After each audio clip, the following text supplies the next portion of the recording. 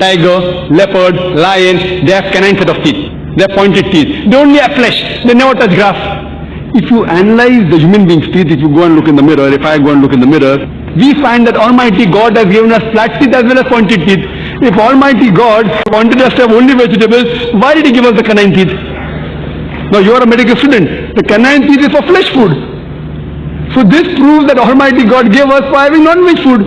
Furthermore, the digestive system of the herbivorous animals, cow, goat, sheep, they cannot digest flesh. They can only digest vegetables. The digestive system of the carnivorous animals, tiger, leopard, lion, can only digest flesh. They cannot digest vegetables. But the digestive system of the human being, you being a medical student, know we can digest non-veg also and veg also. Vegetables also, flesh food also.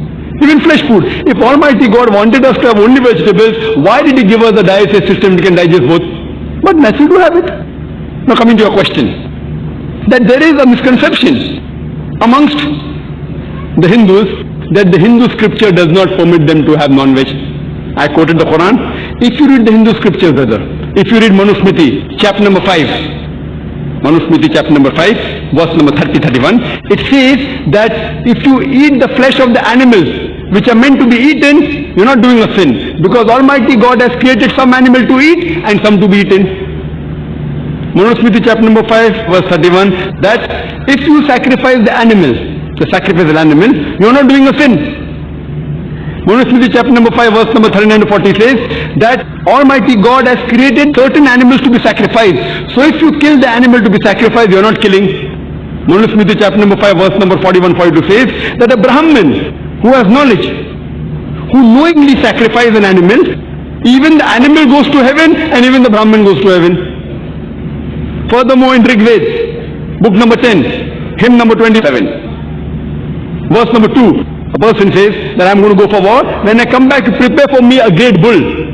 Furthermore, Rig Veda, book number 10, hymn number 28, verse number 4, it says that Indra, he says that prepare for me bulls to eat. Buffalo, bulls to eat.